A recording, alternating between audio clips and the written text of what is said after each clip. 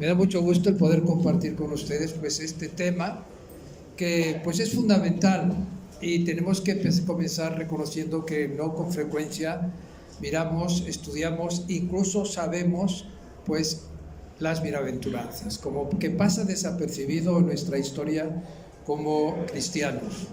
Y sin embargo son la carta magna, ¿no?, de nuestra fe. Y bueno, pues hay muchísimas cosas que se podrán hablar. Yo solamente voy a compartir con ustedes algunas de ellas. Después les voy a dar una bibliografía para que ustedes también trabajen un poquito. No se conformen con lo que escuchan, sino como dominicos y dominicas, como personas pues que buscan, ¿no? Hay que ir después a los libros. Los libros son los que nos van formando. No basta con escuchar palabras. Entonces, como que hay que entrar un poco a esta dinámica del esfuerzo personal para crecer en nuestra fe y también en nuestra misión de la predicación. Bien, pues para empezar tenemos una cuestión, hablando de las bienaventuranzas, pues algunos creen que es una ley, otros creen que son pues que una serie de cosas que los evangelistas nos colocan para provocar nuestra penitencia, nuestro sacrificio, ¿no? Otros que palabras más bonitas, pero imposible llevarlas a cabo. Entonces hay algunas actitudes diferentes frente a este tema de las bienaventuranzas. Y comenzamos con algo que tocó Josué, que es cierto, ¿no? Se les puede llamar, pues ya lo han dicho, ¿no?, dichosos, felices, bienaventurados, etcétera. Quisiera comenzar diciendo que en el Antiguo Testamento ya se habla de bienaventuranzas. Dichoso el hombre que no sigue el consejo de los impíos, sino que su gozo es la ley del Señor. Dichosos los que respetan el derecho y practican siempre la justicia.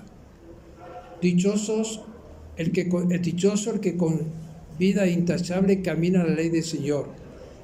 Dichoso el que guardando sus preceptos buscan de todo corazón. Hay mucho más, en los salmos sobre todo. Es decir, no estamos ante algo nuevo sobre la palabra de bienaventuranzas o dichosas o felices, dichos de cualquier forma. En el Nuevo Testamento, pues bienaventurados los que creen sin haber visto, bienaventurados los que escuchan la palabra de Dios y las ponen en práctica. Bienaventurado el hombre que aguanta la prueba, porque si sale airoso recibirá la corona de la vida que el Señor prometió a los que ama. Existen más de 20 bienaventuranzas en el Nuevo Testamento. Entonces yo quisiera comenzar pues proclamando esas bienaventuranzas, que juntos en nuestro corazón sí podemos escucharlas como palabra de Dios en esta reunión que estamos teniendo ahora. Gracias, José. Viendo a la muchedumbre, subió al monte, se sentó y sus discípulos se le acercaron, y tomando la palabra les enseñaba diciendo: Bienaventurados los pobres de espíritu, porque de ellos es el reino de los cielos. Bienaventurados los mansos, porque ellos poseerán en herencia la tierra. Bienaventurados los que lloran, porque ellos serán consolados. Bienaventurados los que tienen hambre y sed de justicia, porque ellos serán saciados. Bienaventurados los misericordiosos, porque ellos alcanzarán misericordia. Bienaventurados los limpios de corazón, porque ellos verán a Dios. Bienaventurados los que buscan la paz, porque ellos serán llamados hijos de Dios. Bienaventurados los perseguidos por causa de la justicia, porque de ellos es el reino de los cielos. Bienaventurados seréis cuando os injurien, os persigan, y digan con mentira toda clase de mal contra vosotros, por mi causa. Alegraos y regocijaos, porque vuestra recompensa será grande en los cielos, que de la misma manera persiguieron a los profetas anteriores a vosotros. Palabra del Señor. Gloria a ti, Señor Jesús.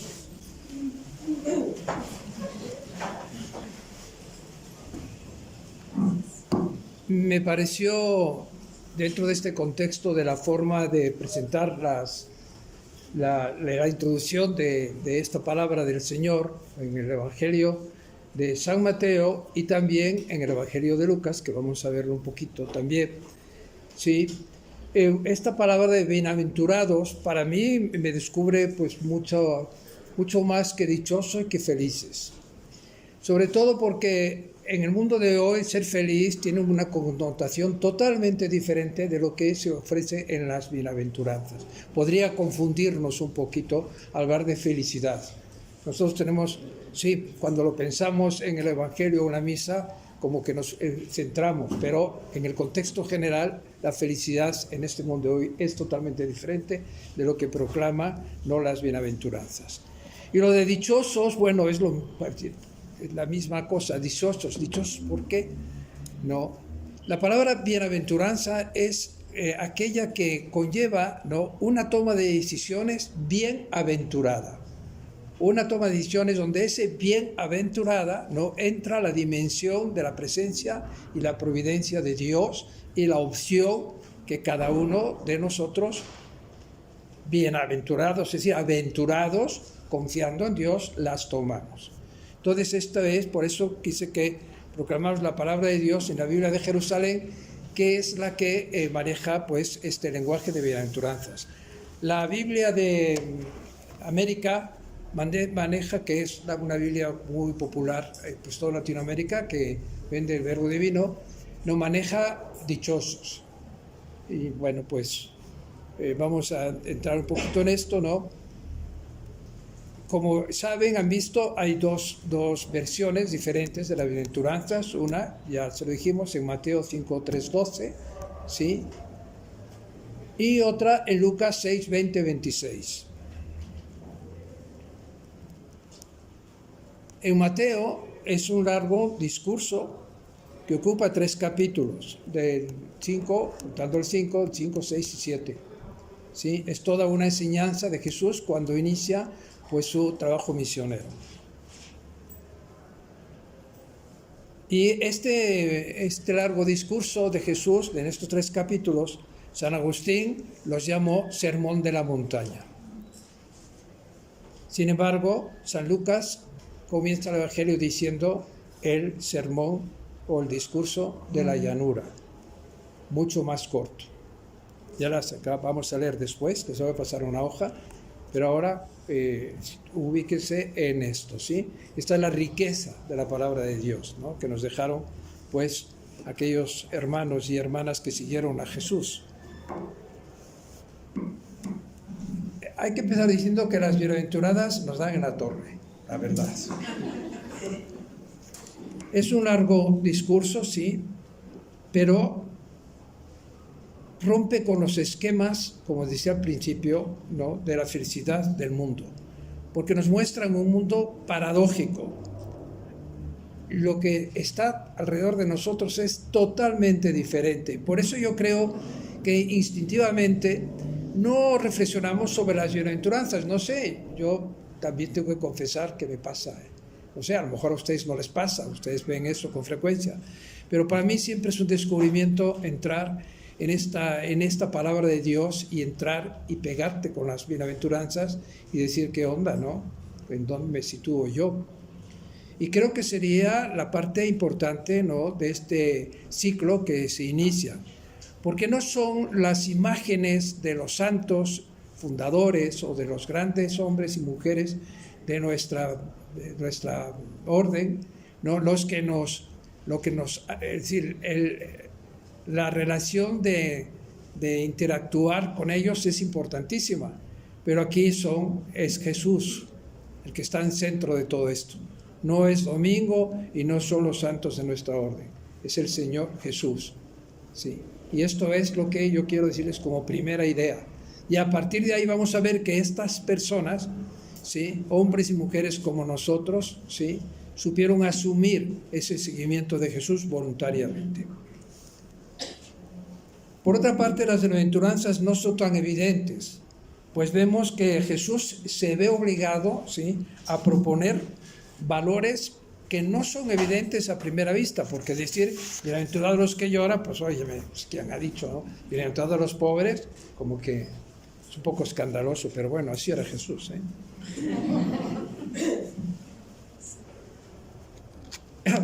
Los últimos son los primeros. Esto lo ponemos ahí y nos dicen que estamos locos, ¿no? Los pobres son felices y los ricos, que son pocos pero tienen mucho, ¿no? Tienen motivos para llorar. Esto es muy duro, porque tenemos que ver en qué dimensión nosotros nos colocamos, ¿sí? Por tanto, encontramos dos versiones diferentes de las bienaventuranzas. ¿Sí te hicieron las hojas? Vale. Pasen estas hojas. Vamos a entrar un poquito, ¿no? ¿Por qué? ¿Por qué he querido hacer esto? Porque no quiero que sean pasivos y pasivas, ¿no? Y no quiero tampoco, en fin, que no apunten algo que les pueda ayudar en su vida como dominicos o como personas, ¿sí? Personas con otras vocaciones, ¿no?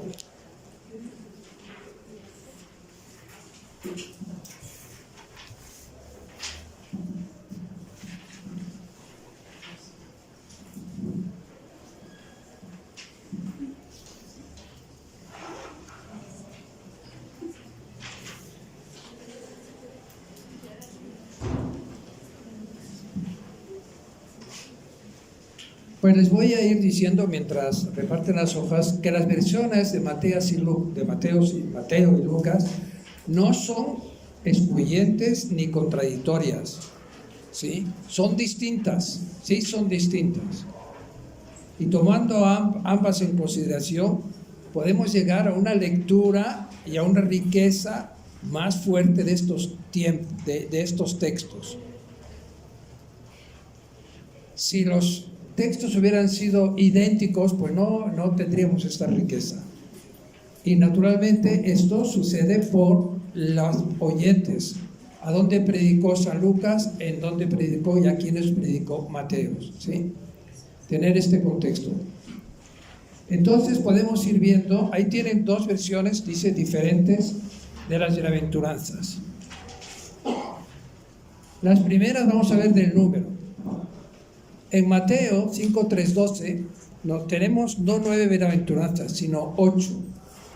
Porque las dos últimas, si ven ustedes ahí, bueno, bienaventurados ustedes cuando los insulten o los persigan y os calumnien, ¿sí? Va junto con bienaventurados los perseguidos. Y aquí es como el premio, ¿no?, a esa persecución. Entonces, son 8 según San Mateo, primero. Según San Lucas, son 4 bienaventuranzas. Vean ahí, 1, 2, 3, 4, y tiene 4 malaventuranzas, que son, ¿no?,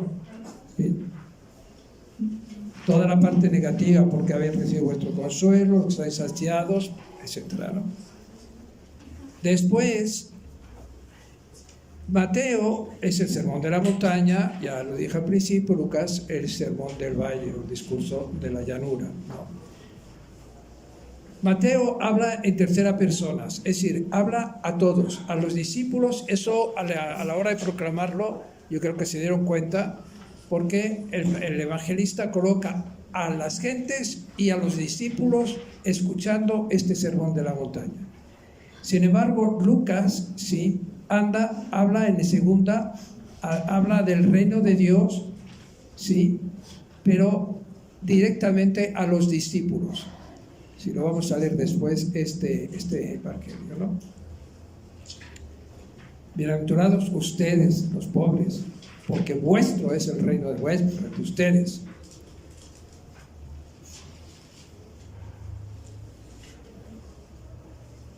Los contenidos, ¿sí?, están vinculados en San Mateo, están vinculados a las promesas del reino de Dios, y en San Lucas del reino de Dios, y en San Mateo del reino de los cielos, que es equivalente al final, el reino de Dios, el reino de los cielos, pero podríamos confundirnos los cielos ahí con las nubes un poco más arriba, ¿no? Después veremos que los cielos pues comienzan en la tierra, ¿sí?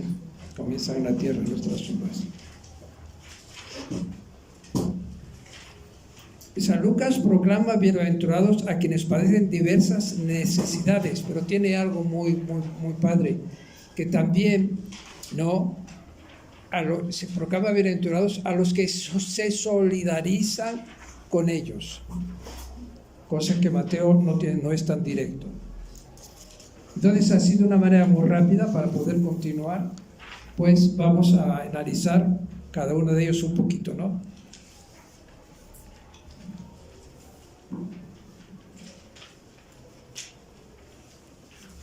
Antes de continuar, a mí me gustaría, si alguna vez han pensado eso de felices, ¿no se han preguntado cuándo? ¿Cuándo van a ser felices estas personas? ¿El día que mueran? No. Aquí van a ser felices. Ya quisiera yo, si tenemos hambre nos sentimos felices, y si todavía no tenemos, nos persiguen, nos sentiríamos felices. Este es el gran reto, cómo ver esta paradoja de nuestra vida frente al Evangelio, ¿sí?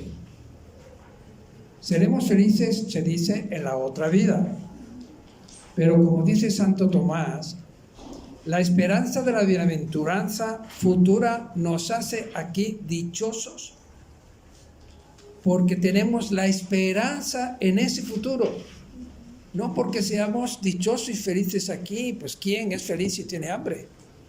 Eso es pedir peras al olmo, ¿no? Y es aquí donde muchas veces nos confundimos, y por eso muchas veces se rechazan las bienaventuranzas, pues están locos. ¿De dónde? Acá, ¿no? El que no come, el que es perseguido, el que llora, ¿es feliz? Pues no, que no es feliz. Todos tenemos la experiencia de que no somos felices. Pero lo somos cuando tenemos la esperanza en el reino, en la construcción del reino de Dios y el encuentro con el Señor. San Pablo mismo exhortaba a los romanos, que les decía que la esperanza los mantenga alegres, y estaban en una época de persecución. Que la esperanza los mantenga alegres. La persona esperanzada siempre es una persona con alegría. Y lo vamos a ver más tarde cuando aterricemos en algunas maneras de interpretar, ¿no?, las bienaventuranzas en San Mateo. La dicha prometida por las bienaventuranzas es como el reino de Dios. El reino de Dios ha llegado, aunque no todavía en plenitud, ¿sí? Esta correlación es muy fuerte en el Evangelio, con mucha frecuencia. El reino de Dios está en ustedes, está aquí, pero no está completo, no ha llegado totalmente.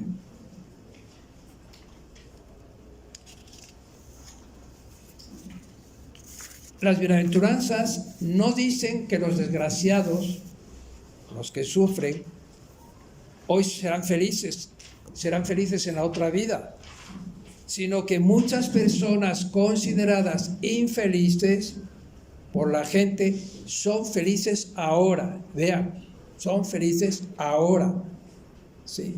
Y lo serán todavía más en la otra vida. Después vamos a ver ese ahora, ¿sí?, para conectarlo con los anahuín del Antiguo Testamento. Vamos a ver un poquito las bienaventuranzas en San Lucas. Bueno, es el discurso o el sermón de la llanura. Tiene los 4 bienaventuras que les dije, ¿no?, más 4 bienaventuranzas. Aquí Lucas emplea los 3 diferentes términos: los pobres, los hambrientos y los que lloran. Estos 3 términos significan pues lo mismo, así como los 3 casos de maldición que corresponde a la bienaventuranza. Pero nos da una pista importante para entender el significado de esto. Lo inadmisible no es ser rico o estar saciado, sino serlo en un mundo donde hay tantos pobres, como si ese problema nada tuviera que ver con nosotros. Esta ausencia, esta ignorancia, esta falta de visión, de ver la realidad en nuestro mundo de hoy, como en el mundo de nuestro Padre Santo Domingo, ¿sí?, es fatal, porque la realidad vemos que es otra. Y esta alegría que se habla en el futuro tiene que buscarse la forma en que se hable también del presente cuando no tengamos estos extremos de riqueza y de pobreza. El mensaje en el San Lucas, todo el mundo considera que los pobres, los hambrientos y los que lloran son personas desgraciadas. Pero Jesús dice que deben sentirse felices porque Dios les va a hacer justicia. Y aquí, entre paréntesis, piensen cómo debemos construir el reino del amor, de la paz y de la justicia. En cambio, los ricos, cuya situación aparentemente es envidiable, son en realidad dignos de lástima, porque Dios les va a pedir cuenta por su egoísmo y su insolidaridad. ¿Cuándo tendrá lugar ese cambio tan radical de la suerte de unos y otros? Pues ya lo veíamos antes. Las dos posibles respuestas: al final de los tiempos, en el momento de la parusía, o bien en el momento de la muerte de cada uno de nosotros, cuando nos presentemos ante el Señor con las manos, esperemos, llenas, ¿sí?, por haber entendido, haber practicado y habernos comprometido con la construcción del reino que Dios ha querido para todos. Escribiendo los que ahora pasan hambre, los que ahora están saciados, Lucas establece un incisivo contraste entre la situación presente de cada uno y la futura condición después de la muerte. Es decir, al fondo de todo esto, no podemos pensar en las bienaventuranzas si no pensamos pues en la trascendencia de nuestra propia existencia. Si no construimos la bienaventuranza como un fin para nosotros, sino construimos la bienaventuranza para el reino en encuentro pues con Dios de cada uno de nosotros.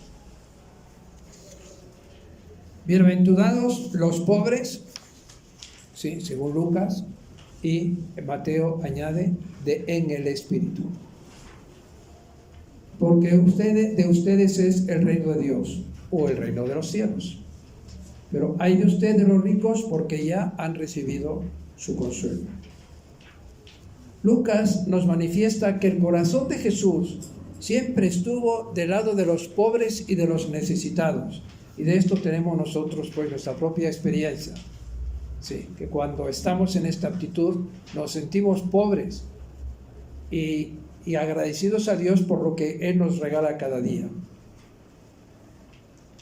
En el Antiguo Testamento se habla de la pobreza y la angustia de las personas obligadas pues a vender a sus hijos, y Jesús recibió la tradición de toda esta historia de la salvación de su pueblo, de sus padres y de la sinagoga.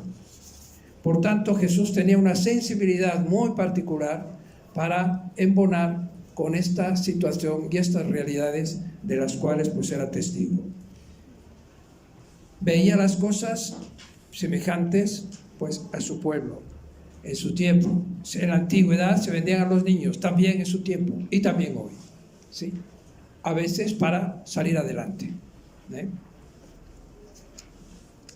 Y naturalmente, bueno, Dios no puede aparecer insensible ante un escándalo no semejante, y por eso se promete hacer justicia. La relación de Jesús cuando habla de los temas de los ricos es fuerte en sus palabras. Qué difícil es que para los que tienen riquezas entrar en el reino de Dios. Es más fácil que un camello entre por el ojo de una aguja que entre un rico en el reino de Dios. Y esto lo vemos pues como un referente muy claro en la parábola del rico Epulón. ¿Se acuerdan de ella, no? Pues hay un pobre ahí, ¿sí?, y hay un rico que no lo pela. Y esto es para mí en esta sociedad de hoy es esto. No nos damos cuenta o no queremos darnos cuenta de la realidad de nuestro país y de Latinoamérica y de todos que están en el sur, en el mundo entero, que son los más amolados, desgraciadamente. El discurso de Mateo, ¿no?, es el primero de los 5 grandes discursos de San Mateo en su Evangelio para ver quién puede entrar en el reino de Dios ¿qué debe de hacer para entrar en el reino de Dios? ¿Y qué condiciones va a entrar? ¿Y qué va a aportar? Esos 5 capítulos son muy, muy buenos, todos. Decíamos también, hablando de las bienaventuranzas, como las 8 bienaventuranzas, ¿sí? Que eran 8 porque se desdoblaba, la última se desdobla en 2 y realmente sí, pues están profundamente unidas.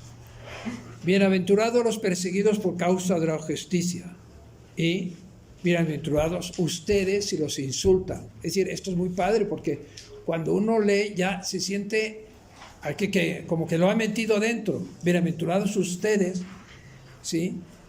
Porque han asumido, ¿no?, esta bienaventuranza. Las 8 bienaventuranzas de Mateo están vinculadas a la promesa del reino de Dios, mientras Lucas prometía el reino de los cielos. Las de Mateo, el reino de los cielos, perdón. Lucas, el reino de Dios. Mateo, el reino de Dios y el reino de los cielos. Ahora, ¿quién es el bienaventurado? ¿Quién es el bienaventurado? Jesús es el bienaventurado. Y esto es fundamental. Es cierto que las bienaventuranzas evangélicas invierten los criterios del mundo, a quienes, de acuerdo con estos criterios, la mayoría de la gente pues los considera fracasados. Pero ¿qué pasa? Las bienaventuranzas no son expresión de algo abstracto, sino que reflejan las experiencias vividas por Jesús en su existencia humana. Es una experiencia profunda del Hijo de Dios. No son cualquier cosa, no es algo que nació de la cabeza, no intelectualmente, sino es algo vital, algo connatural al Hijo de Dios. Da la impresión de que Jesús, del primer evangelio, a menudo que iba, a medida de que iba pronunciando las bienaventuranzas, estaba elaborando su propio autorretrato. Él es el que, siendo rico por nosotros, se hizo pobre. El que llora, el manso, el hambriento, el sediento de justicia, el misericordioso, el limpio de corazón. Por eso veía a Dios sin cesar. El que trabaja por la paz y que es perseguido por la justicia. Y esto es clave. Cuando hablamos de las bienaventuranzas no podemos desubicarlas tratando de dispersarlas, no. El bienaventurado, las bienaventuranzas son Cristo, ¿sí? Y cuando las llevamos a cabo, realizamos el proyecto y el seguimiento del Hijo de Dios. Hablando con rigor, sí, me atrevo a decir, deberíamos decir que Jesús es el único ser humano que ha cumplido y vivido hasta el fondo las bienaventuranzas. Podría ser esto pues algo pesimista, pero pues hay que ser realistas. La verdad, a ver quién se apunta, Cuando Jesús acabó clavado en la cruz, pareció que su vida habría sido la de un iluminado, fracasado, que acabó estrellándose, ¿no?, sobre lo que él mismo predicaba. Pero la resurrección puso de manifiesto algo completamente distinto. A pesar de las apariencias, este crucificado tenía razón, porque Jesús fue bienaventurado, es decir, el que se ha aventurado bien en la obediencia, en la fidelidad al Padre, que lo llevó a la cruz. En esa fidelidad. ¿Quiénes son los pobres de espíritu según San Mateo? Aquí hay muchas, diversos escrituristas, exégetas, ¿sí? Hablan de, lo interpretan de una manera diferente. Todos son buenos y todos nos ayudan, ¿no? Pero yo he recogido estos porque me parece que son como más reales, ¿no? ¿Quiénes son los pobres de espíritu? Hay que tener cuidado también en esta bienaventuranza de los pobres de espíritu, se ha ideologizado mucho con aquello de aquellos que son ricos pero están despegados, ¿no? Aquellos que pues no son ricos y tienen bastante pero se consideran pobres, aquellos que atentan contra la lucha de clases, en fin, mucho cuidado. Vamos a clarificar un poquito esto. Primero, ¿quiénes son los pobres de espíritu? Primero, los poco inteligentes, entrecomillado, ¿eh? Para algunos pobres de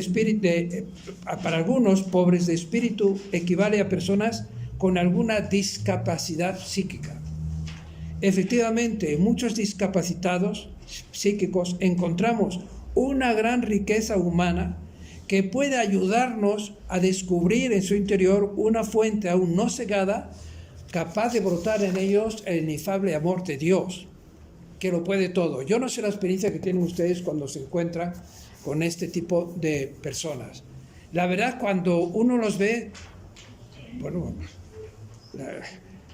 por una parte te da dolor, pero por otra parte te sientes confortado, porque tiene una fortaleza impresionante, tiene una capacidad de asumir, de aceptar, una gran riqueza de alegría, que la verdad es como le choca a uno, ¿no? En ese sentido de que realmente, pues, no solamente te enternece, sino que realmente te denuncia, ¿sí? Quienes son débiles ayudan a los más competentes a descubrir su humanidad y su, pues, ¿cómo diríamos? Su pequeñez. Los débiles enseñan, y parece, sin embargo, poco creíble que Jesús declare motivo de bienaventuranzas a las deficiencias personales. Y aquí hay algo muy interesante, ¿no?, que encontré, que Unamuno, que era agnóstico, pero se llevaba muy bien con los frailes del convento de San Esteban en Salamanca, iba a visitarlos. Sí, fue un personaje en la historia de España y en la parte de literatura. Entonces él decía que sí, muchas veces se habló de eso, dice: uno de los medios adecuados para combatir la tontería es sin duda de predicar la obligación moral de ser inteligente. Es muy frecuente oír que cuando se quiere defender a los tontos, aquello de que serán bienaventurados los pobres de espíritu, y sin embargo, pobres de espíritu no es lo mismo que tontos. Y sí es cierto que muchas veces, ¿no?, se ha llegado a decir, bueno, pobres de espíritu, encogidos, es decir, así como que no cuentan, ¿no?, como que no tienen personalidad, como que están fuera de sí mismos, es decir, no tienen pues una interiorización de lo que son como individuos, como personas.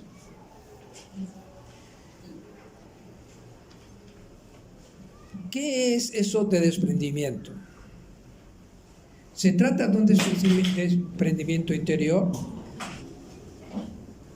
No basta, pues que no excluye el desprendimiento efectivo. Esta interpretación sería muy cómoda para los cristianos, como les decía antes, que están acomodados, ¿sí?, por la disculpa de que no están apegados a sus riquezas, y eso les permite seguir viviendo y disfrutando cómodamente de ellas sin mirar a los más necesitados. Lucas exige una pobreza real, no de sentimientos, no teórica, no de sentirse más, en fin, así como obligado sentimentalmente, ¿no?, al ver la pobreza. Un desprendimiento interior sin un desprendimiento efectivo no funciona en las bienaventuranzas. Entonces, en chiquito podemos aplicárnoslo a nosotros. Nosotros tenemos millones, pero tenemos un dinerillo, ¿no? Entonces, tenemos que ir viendo por ahí, porque muchas veces uno dice, bueno, estos son para los pobres y para los ricos, para la clase media y para los que luchamos por un poquito más, pues no nos va. No, pues no. Los pobres voluntarios, que somos nosotros, los que decidimos. Pobres de espíritu se refería a la situación de quienes no son pobres por necesidad, sino como consecuencia de una decisión libres. pobres que enriquecen a muchos. Somos pobres que enriquecemos a muchos. Esto es lo que el Evangelio nos pide. Somos pobres porque dependemos de esta providencia de Dios y dependemos también de las oportunidades y de las gentes que nos rodean. Pobres porque dependemos, pero también no hay que tomar opciones, ¿sí?, para enriquecer a otros. ¿Qué pensaban los padres? Tomé 3 nada más. San Jerónimo, en la interpretación de esta bienaventuranza: los pobres de espíritu, que son los pobres de espíritu, bienaventurados, que movidos por el Espíritu Santo son pobres voluntariamente. Basilio de Cesarea: estos pobres de espíritu no se han hecho pobres por ninguna otra razón a no ser por la enseñanza del Señor que han hecho. Ve, y este texto es fundamental, ve, vende lo que tienes y dáselo a los pobres. Es decir, no es algo teórico, sino concretísimo. Si aceptamos la interpretación que identifica a los pobres de espíritu con los pobres voluntarios, el añadido materiano de espíritu no cambiaría el sentido de las bienaventuranzas, porque, ojo con eso del espíritu. No, el espíritu aquí es el ruaj, el espíritu es la presencia del Espíritu Santo, es la fuerza que Dios nos da. Es decir, esa vocación de poder decidir, ¿no?, caminando pues con Jesús en sus enseñanzas. Algunos han defendido que ser pobres en el espíritu equivale a ser humildes, pero según uno de los autores, que pues les voy a decir, los libritos que les voy a recomendar, nos dice que ni en griego, ni en latín, ni en sirio, las palabras pobres se usan para referirse a la humildad. Ser pobre es diferente de ser humildes, porque uno dice: ay, soy humilde, ¿no? Y que me lo dé la procuración, me dé a ver qué. No, son cosas diferentes. Cuando hablamos de humildad, hablamos de la humildad ante Dios. Según esta interpretación, que es del siglo VII a.C., los famosos anahuim, que eran pobres realmente, pero que llegaron, ¿sí?, por su pobreza material, les llevó a abrirse a Dios y esperarlo todo. Hay un salmo que dice: yo soy pobre y desgraciado, pero el Señor se cuida de mí. Este era un lema de los anahuim. En síntesis, hay dos grandes escritores de estos temas, Adolfo Schecker y Juan Mateos. Dice lo siguiente: existe una profundidad perfecta y una unidad muy grande entre los dos evangelistas. Dichosos los que eligen ser pobres y dichosos los que saben que son pobres. La experiencia dice que el rico está seguro de sí mismo. En cambio, los pobres no pueden ayudarse con el dinero, tienden a apoyarse en Dios. Es una cuestión, además, pues muy humana. No tienes dinero, al final, ¿qué te queda? No, pues el Dios, ¿no? El Dios que nos han revelado. En el Antiguo Testamento, los anahuim tenían una pobreza material y ellos, pues sí, descubrieron pues esa fuerza, ¿no?, de aceptar en su pobreza metafísica, en su pobreza real y creatural, aceptaron complacidos esa dependencia absoluta de Dios, porque no había para dónde mirar. Ahí sí no estaban los ricos, sino era una realidad del pueblo, allá en el siglo VII a.C. En conclusión, tenemos que considerar los pobres del espíritu son pobres voluntarios que se saben pequeños ante Dios, pequeños ante Dios. Eso es para nosotros una invitación. La soberbia no nos acerca a Dios, ni tampoco nos acerca, por supuesto, a nuestros hermanos. Hablaremos un poquito, dichosos los que eligen ser pobres. Yo creo que esto es bonito para nosotros. Los pobres de espíritu, quienes en la primera bienaventuranza promete el reino de Dios, son materialmente pobres y lo son de forma voluntaria. Son materialmente pobres y de forma voluntarias. Pero, ¿qué debemos entender por no ser ricos y por qué ser voluntariamente pobres? Veamos. La pobreza evangélica no supone vivir en la miseria.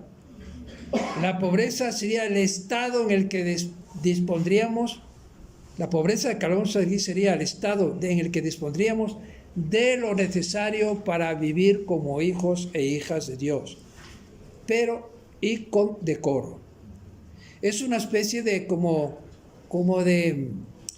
de hacer un esfuerzo, no hacer, sino de un esfuerzo continuo, ¿sí?, para vivir decorosamente como Dios quiere que lo hagamos. Ese estado de pobreza decorosa exige aprender a poner un límite a nuestras necesidades, sin confundir necesidades con deseos, ¿sí?, y menos todavía con caprichos. Tres tipos de necesidades. Y a ver dónde nos situamos nosotros. Los que las personas necesitan para llevar una vida segura y digna. Lo que uno necesita porque ya lo tienen otros. Lo que uno desea para satisfacer su sentimiento de superioridad sobre sus vecinos, sobre los otros, ¿sí? Por consiguiente, el estado de pobreza decorosa consiste en tener lo necesario para llevar una vida segura y digna, privándonos voluntariamente de bastantes cosas que nuestros ambientes consideran importantes, pero que de verdad no lo son. Y es la gran lucha que tenemos nosotros en este mundo, ¿no? En fin, donde el dinero y las compras es lo que nos martiriza, ¿no?, todos los días. Es cierto que muchas personas no han podido llegar todavía a este estado de pobreza decoroso, y es necesario conseguir que lo alcancen. Es aquí la lucha por la pobreza decorosa, es decir, la pobreza que está en dependencia y que tienes lo necesario para poder vivir como persona humana.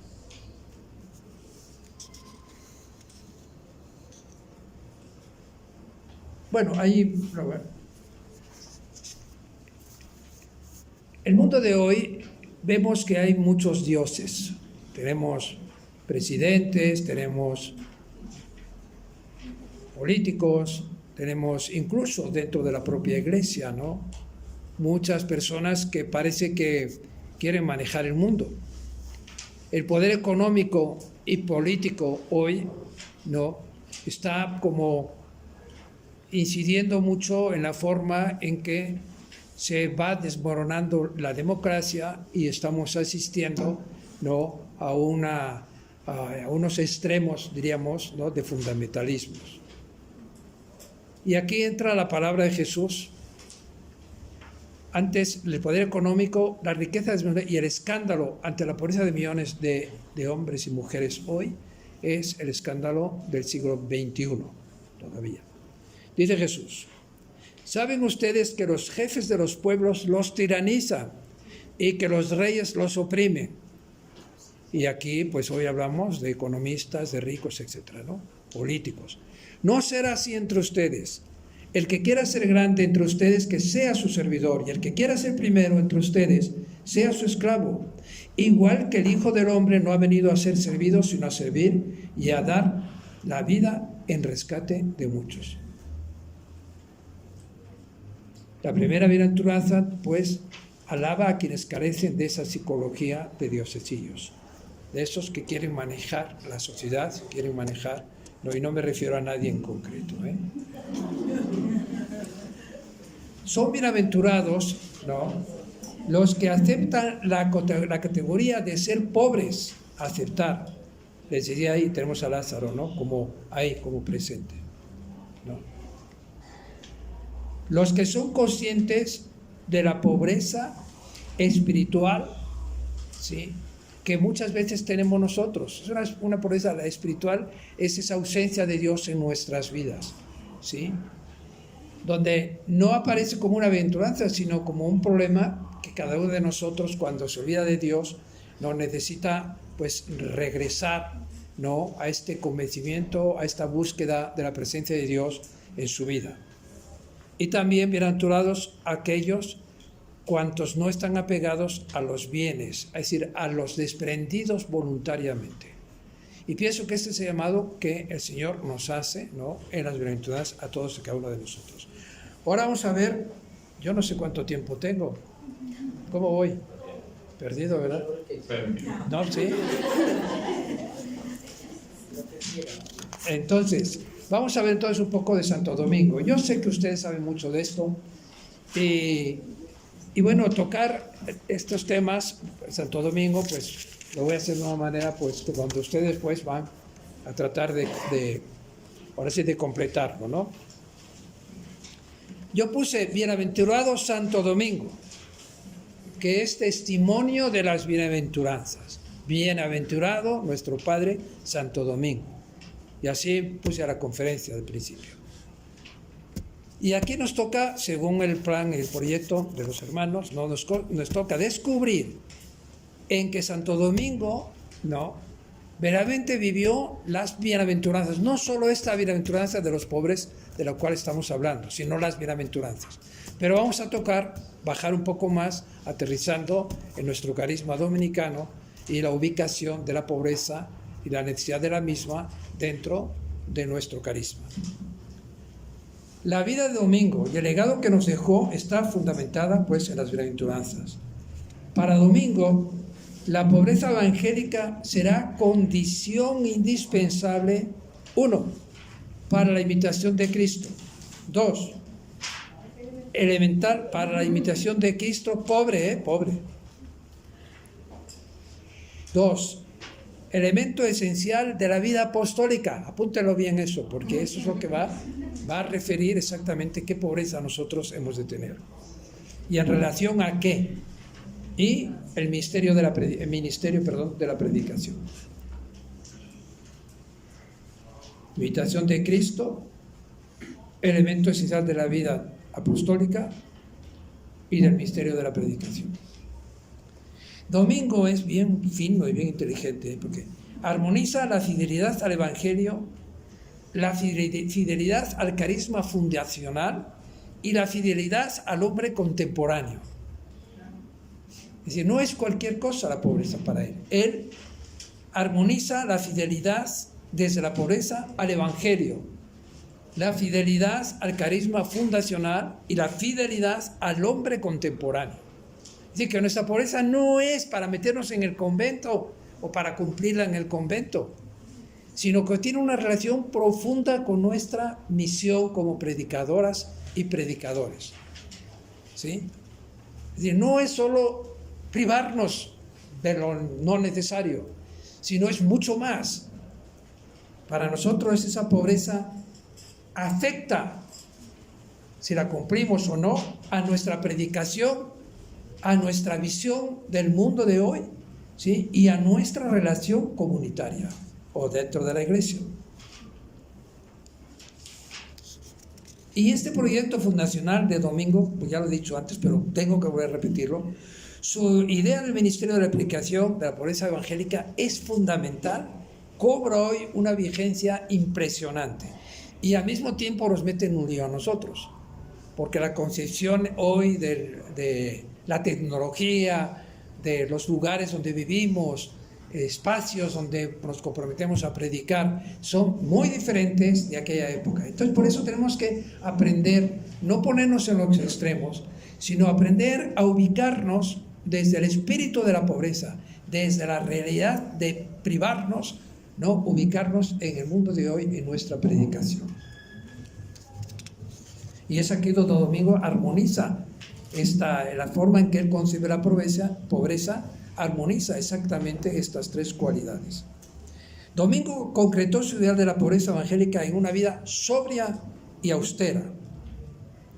Y en los primeros años, ustedes han visto esto ya, ¿no?, cómo hay una variedad, es lo que a mí me parece maravilloso, que no lo sabemos hacer nosotros en este tiempo, porque tampoco le dedicamos mucho tiempo, pero la forma en que Domingo está abierto a las experiencias de él y las experiencias de sus hermanos. Lo vamos a ver ahorita.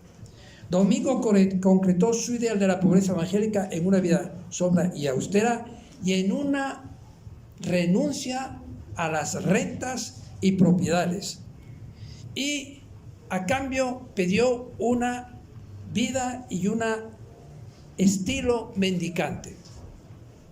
Y en la itinerancia, mendicancia e itinerancia, es aquí las dos cosas que unen a la pobreza.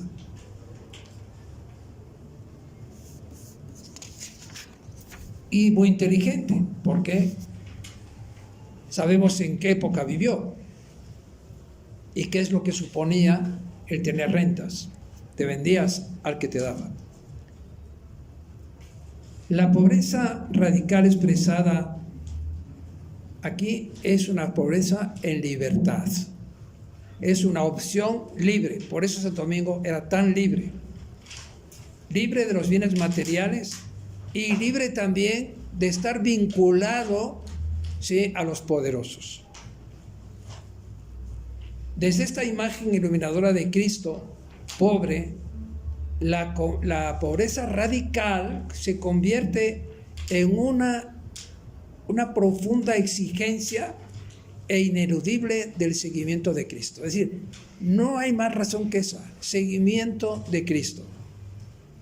Y es lo que Santo Domingo quería dejarnos y nos dejó, ¿no?, pues como herencia. Por ejemplo, hay muchos detalles que ustedes nada más los voy de pasada, ya conocen, ¿no? Gestos concretos de Domingo. Además de esta, pues Santo Domingo al principio como que era muy fuerte en decirles, ¿saben qué quieren comer? Vayan a buscar la comida. Y hay hechos preciosos, ¿no?, donde ya no alcanza, donde llegan unos señores, ¿no?, que son los ángeles. Hay tantas cosas en esta historia, ¿no?, dicha por nuestros hermanos, que realmente uno se da cuenta efectivamente de qué forma vivían la pobreza. Gestos concretos, de los que algunos que hagan, ¿no?, los demás ya. Renuncia a su tierra y a su patria y al patrimonio familiar, que era bueno, para vivir como mensajero del Evangelio. Renuncia al mayor tesoro que entonces podía tener un estudiante, sus libros, especialmente los que contaban con glosas personales y anotaciones hechas, propias de su mano. Y esas palabras tan fuertes y tan bellas, ¿no?, cuando se le pregunta por qué hizo eso: no quiero estudiar sobre pieles muertas, mientras hay hombres que se mueren de hambre. Es fuerte. Por tanto, Santo Domingo nos está hablando de una itinerancia y de una desposeización de las cosas para poder seguir a Jesucristo. Opta por la mendicidad como la forma del sustento de sus frailes. Y después va a encontrarse con problemas porque al final salían, pero no podían estudiar y además otros estaban comprometidos en la predicación. Y total, pues lo bueno es que llegaban los ángeles, ponían allá pan, ¿no? Pero realmente no se pudo organizar de la forma tan radical que les estaba proponiendo Santo Domingo. Hablo de la comida. Decía: Dios provee a través del corazón libre y generoso de los hermanos. Santo Domingo creía en la providencia. Y la pobreza se convierte para él en una fuente inagotable de experiencias evangélicas y de iluminación sobre lo que significa verdaderamente el seguimiento de Cristo y construir y tener la verdadera libertad cristiana. Y funda la orden bajo el signo de la itinerancia y de la pobreza, vivida en función de la evangelización.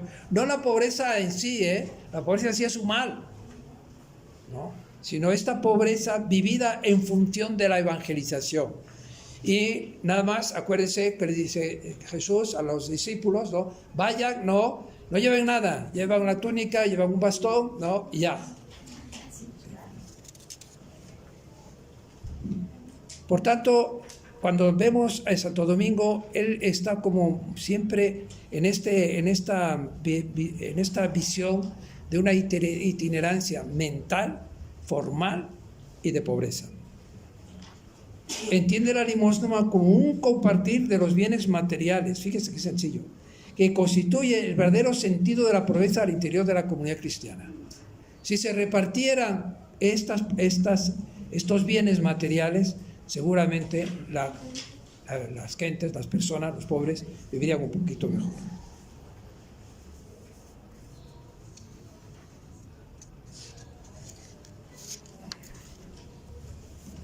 Otro rasgo, pobre en la comida, vive de limosna contentándose con el sustento de cada día. Tuvo que haber sido un poco duro, ¿no? Y además Santo Domingo lo hacía precisamente para dar ejemplo, porque los cátaros lo hacían ya todo esto y arrastraba mucho a la gente su testimonio. Por eso todos estos líos, todos estos encuentros con los abades y etcétera, ¿no? Y delegados del Papa, pues sí. Pobre en el vestido, camina sin dinero y sin alforja y descalzo. Su bastón, una navaja y sus mejores prendas apostólicas. El Evangelio de San Mateo y las cartas de San Pablo. Lo de navaja era una cuestión que cuando se salía de la casa entonces era necesario llevarla, porque otros traducen como cuchillo, ¿no? Pues no se llevaba un cuchillo, tenía fe en la providencia, ¿no? Entonces, no tiene una cama, es que es único, ni habitación propia de sus propios conventos. Cuando está en los conventos, ¿dónde creen que es su habitación? En la iglesia. Acuérdense de todas esas oraciones donde estaba él. Hasta cuando murió, se acordarán de esto, ¿no? Tuvo que tomar prestada la habitación del maestro Moneta, ¿sí?, en el convento de Bolonia. No había un cuarto para él. Yo cuando he ido a Bolonia, ustedes sabrán también, ¿no? El cachito no sé si sería la habitación de Moneta, pero es una cosa, pues, apenas cabe la cama y nada más, pues no. Cuando veo los conventos de aquí, por ejemplo, ya tienen otra fachada, o en Francia o en España, ¿no? Es decir, cómo aquí lo profundo es el sentido de todo esto, porque tener las cosas para tenerlas para uno, o para sentirse dichosos y felices y burgueses en nuestros conventos, ¿no? Pues sí, muy padre, pero lo que tenemos es en razón de la predicación y en razón de la disponibilidad y del desprendimiento que cada uno de nosotros tenemos que hacer permanentemente. Porque si no vamos a perder la libertad de nuestra predicación. Domingo les prohibió todo tipo de posesiones y rentas. Vivirán de la limosna. Y en este espacio, ¿no?, recordar, ¿no?, cómo las iglesias particulares no estaban financiadas por el Señor, el culto religioso y también los oficios. El señor feudal daba dinero, controlaba también lo que venía a la iglesia, la parte que le correspondía a él, ¿sí? Y también ponía a los curas que él quería, ¿no? Santo Domingo se desprende de todo eso. Este marco histórico es muy importante porque también se parece en bastantes referencias al actual nuestro. Por eso el no depender política, socialmente y eclesialmente, no del poder o de las riquezas, es la libertad de los dominicos y de las dominicas. Esa es la libertad para la predicación. Yo recuerdo cuando se construyó este edificio, ¿sí?, hubo que, la caridad de los cristianos, sobre todo la iglesia alemana, también las hermanas dominicas, muchos franceses, españoles, grupos dieron dinero, y también de México. Y veíamos, ¿sí?, este aspecto de la pobreza. Y comenzamos nosotros, pues como ahora, no hay parroquia, nosotros tenemos prácticamente culto. Nuestro culto es gratuito y todos los días de la semana, de 8 de la noche, de la mañana hasta las 9 de la noche, y a veces más. Pero nosotros teníamos un grupo, una asociación que nos daba para el alimento. Y cuando llegó el 68 empezamos a tener problemas con el gobierno y con estas personas, por la forma en que nosotros estamos actuando, incluso en una declaración que hicimos pública en una de las manifestaciones. Y eso de nosotros dijimos, ya, cortamos. Y cortamos con esa asociación que nos daba la papa de cada día. Y lo hicimos por esto, nada más por esto, porque realmente fuimos criticados, fuimos incluso dentro del gobierno, hubo problemas, hubo que mandar cartas, en fin. Pero nos estaban quitando, descubrimos que nos estaban quitando, lo que estaban diciendo es, ustedes van a hacer lo que nosotros queramos en este momento, y van a interpretar esto como comunistas que quieren acabar con el régimen, etcétera, ¿no? Eso es una experiencia personal donde me di cuenta que efectivamente puede pasar eso, cuando estamos vinculados a la riqueza. Bueno, entonces, ¿qué hicimos? Pensar cómo vamos a obtener nuestros recursos. Y pensamos en aquello, ¿no?, de la solidaridad. Entonces vamos a tener recursos, pues pensando en la solidaridad de todos aquellos, ¿no?, que reciben nuestros servicios dentro del cuco. Y también vamos a pedir que nos ayuden las instituciones que vengan aquí, que nos den algo. Y es así como se sostiene esta casa. ¿Sí? Y esto es muy importante porque Domingo hizo lo mismo. Nosotros somos, ahora sí que Jesús, y me llevamos en la sangre, y ustedes lo llevan también, porque no podemos atarnos a nadie. Y es ahí el peligro que tenemos. Nos conceden un convento, ¿no? Afortunadamente hoy estamos como más sensibilizados, yo creo, ya no somos tan fáciles de manejar porque somos, pues ahora sí que buscamos la manera de salir adelante, ¿no?, como de lugar. Y las personas que están junto con nosotros, pues ustedes, no en concreto, más, ¿no?, pues nos ayudan a seguir adelante y ayudan a la orden a seguir adelante. Sí. Porque cuando Domingo habla de la pobreza, lo que pide es a los predicadores que no se metan en líos de tener y poseer, incluso que no se metan en la administración de los conventos. Y ahí nacen los primeros frailes cooperadores, ¿sí?, que ellos eran los que atendían todas estas necesidades, y durante muchos siglos así fue. Ya últimamente pues hay ahí algo que sigue discerniéndose en los capítulos generales y no se acaba de adecuar un poco, ¿no?, teniendo en cuenta el Concilio Vaticano II, que vino a dar vuelta a todas estas cosas.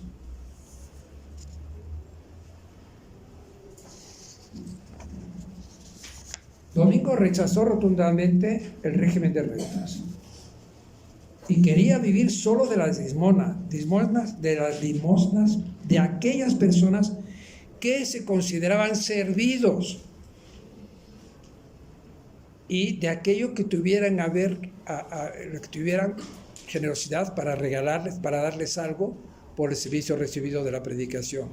Acuérdense que Domingo estuvo mucho tiempo solo en Fayó, y como párroco, ¿no?, tuvo que haber sufrido, sobre todo en ese ambiente, ¿no?, de que vivía él, mucho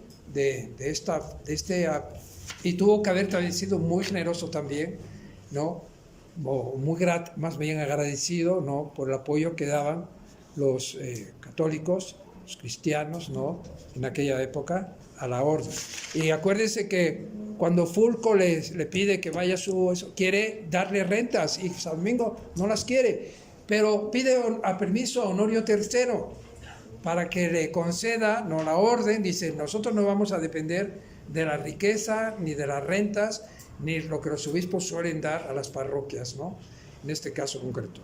Después sí lo aceptó, porque lo necesitaba, se impuso la necesidad.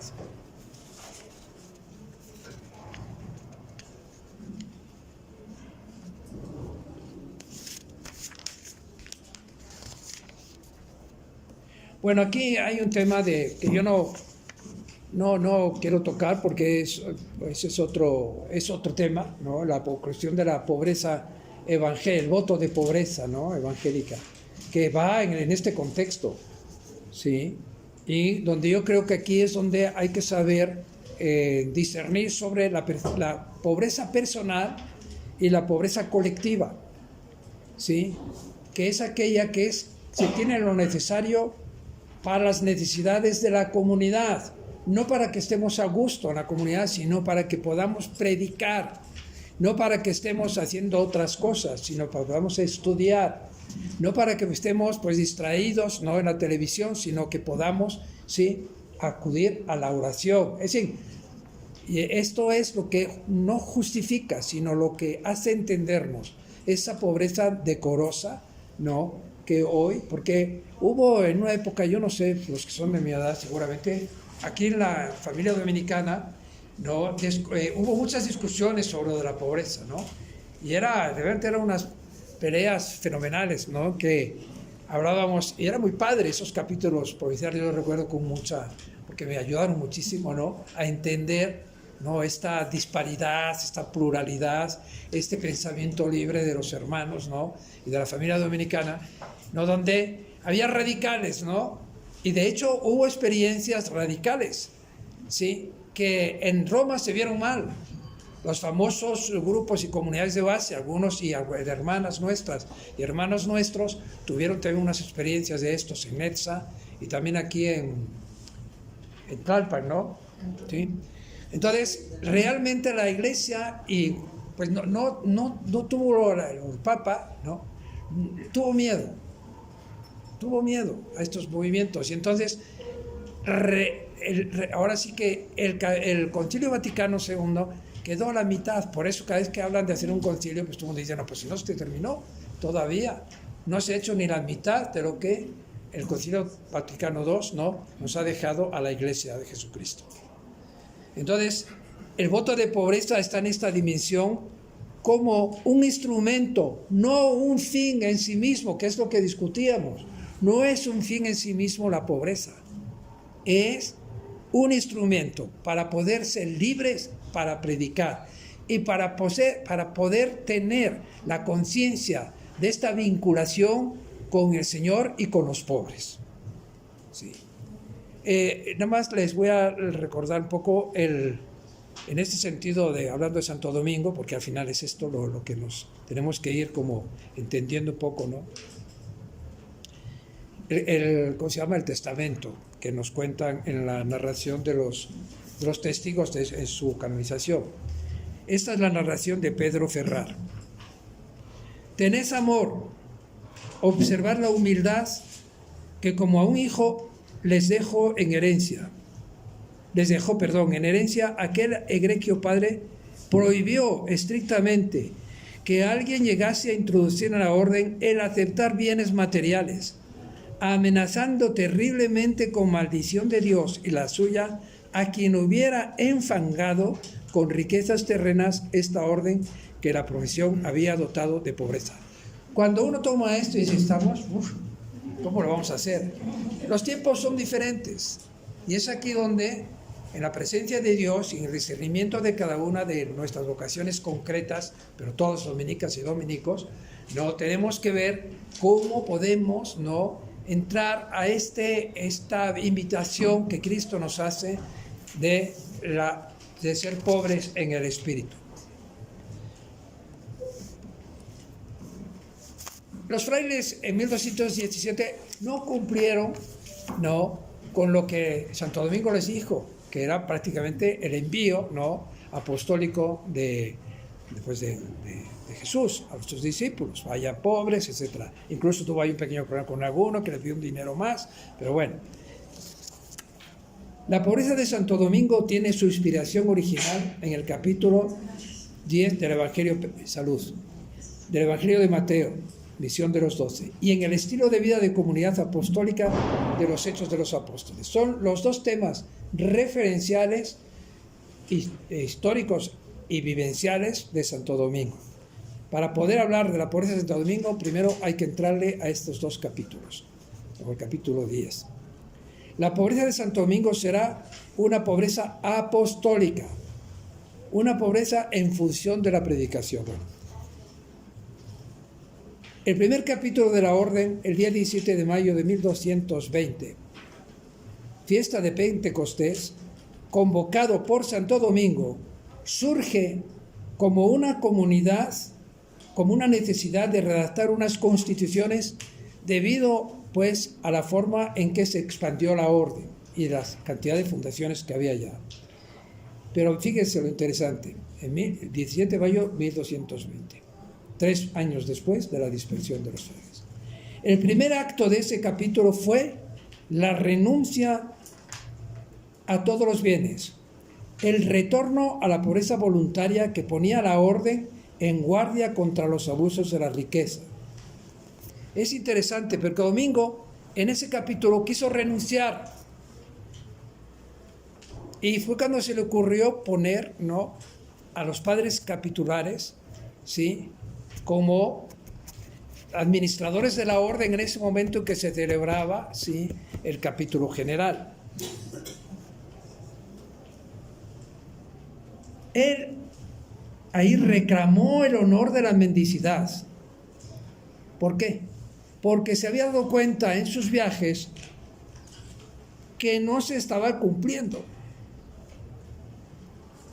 Y los frailes capitulares se alarmaron por esta iniciativa, que juzgaban peligrosa en virtud de las experiencias, ¿no?, que habían visto en las otras órdenes religiosas, como los premonstratenses, ¿no?, o el Cluny, o los del Cister,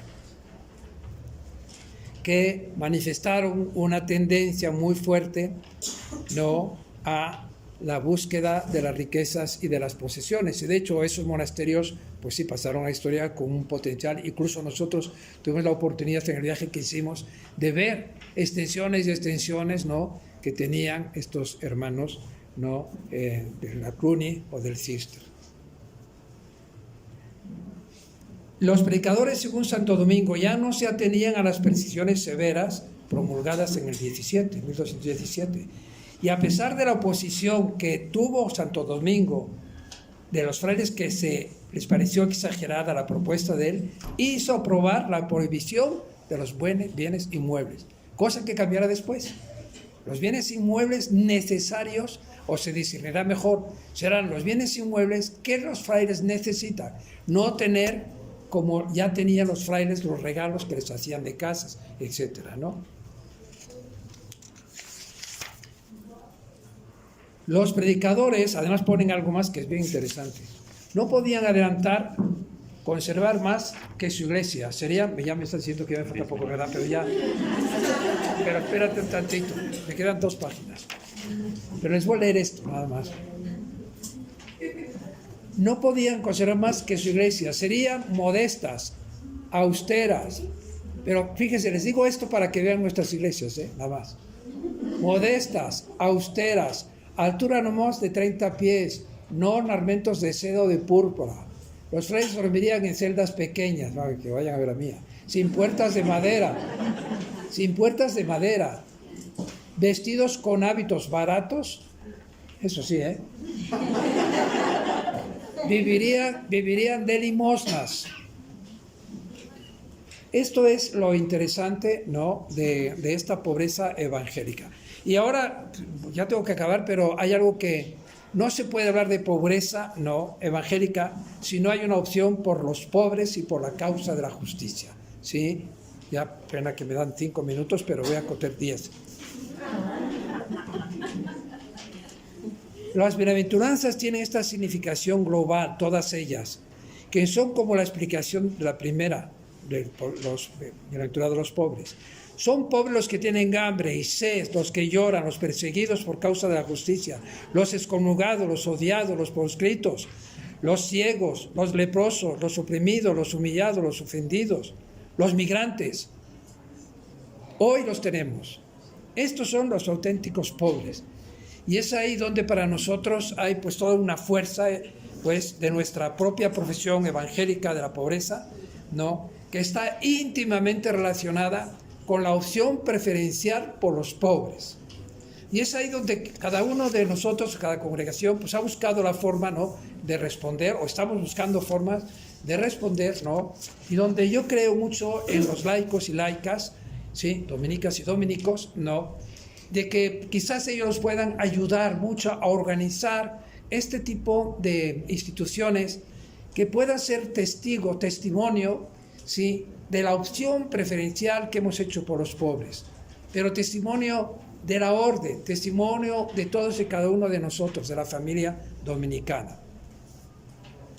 Si nosotros armonizamos el espíritu de fidelidad al Evangelio, la fidelidad al carisma fundacional y la fidelidad al hombre contemporáneo, al pobre contemporáneo, a los pobres contemporáneos, ¿no?, entonces es cuando hemos asumido esta bienaventuranza del Señor.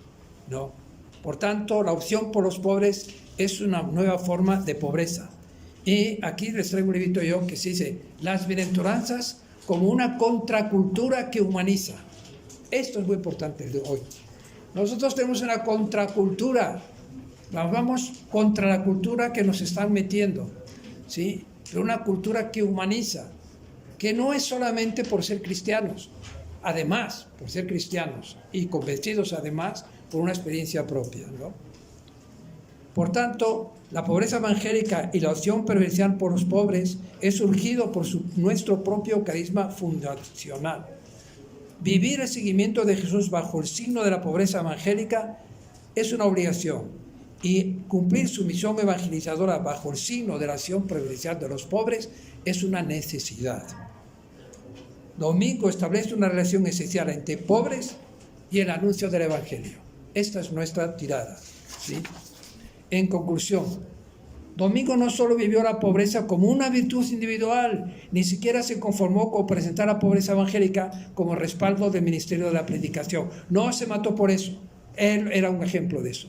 Su forma concreta de vivir la pobreza y su organización de la comunidad dominicana sobre la base de la pobreza fue todo un signo y una denuncia profética en medio de las estructuras feudales de la sociedad y la iglesia medieval.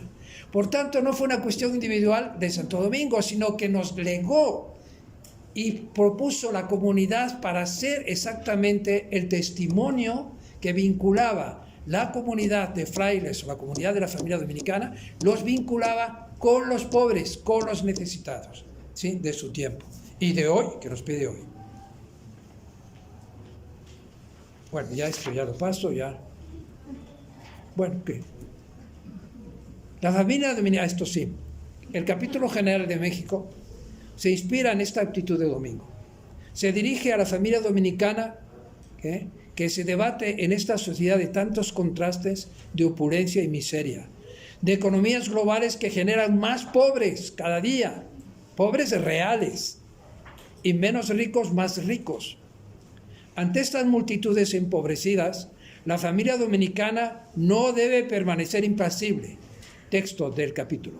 Como orden, se nos pide hacer un verdadero esfuerzo en términos de modelo y de estilo de vida, atentos a la situación real de muchos hermanos nuestros. Aprendamos lo que significa estar privados de aquellos bienes que corresponden a la dignidad humana, y así adquirimos el poder de proclamar la palabra de la compasión. Ya, muchas gracias.